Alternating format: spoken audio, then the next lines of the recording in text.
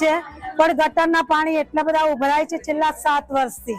હવે અમારે દિવસમાં 2 વાર તો જવું આવવું પડે છે, કારણ કે હવે બધા નોકરિયાત છે, સ્કૂલે જનારા છે, કોલેજ જનારા છે, એજેડ માણસો રહે છે, એ લોકોને દવાખાને જવાનું હોય, એ બધાને દિવસમાં 2 વારે ગંદા પાણી ઓળંગીને જવું પડે છે। આજ દિન સુધી અમે વારંવાર મહિને એમને લેખિતમાં અરજીઓ કરી છે મ્યુનિસિપાલિટીને, અમને કહે છે કામ થઈ જશે, પણ આજ દિન સુધી કોઈ ત્યાં જોવા નથી આવ્યું, કોઈ સર્વે કરવા નથી આવ્યું કે કોઈ અમને ત્યાં વ્યવસ્થામાં હાજર નથી થયા। અમારી પરિસ્થિતિ ગંભીર છે, એને ધ્યાને લો, ને તો અમારે વારંવાર રજૂઆત કરવા આવવું પડશે અને અમે વારંવાર રજૂઆતમાં ધરણા પણ કરીશું, એની અમે ચીમકી આપીએ છીએ। પાદરિયા વિસ્તારની અંદર આશીર્વાદ સોસાયટી અને નીલગિરી સોસાયટીના રહીશો છેલ્લા 7 વર્ષથી ઉભરાતી ગટરને લીધે બહુ જ રીતે હેરાન થઈ રહ્યા। વારંવાર રજૂઆત કરવા છતાં તે લોકો રજૂઆત સાંભળતા નતા।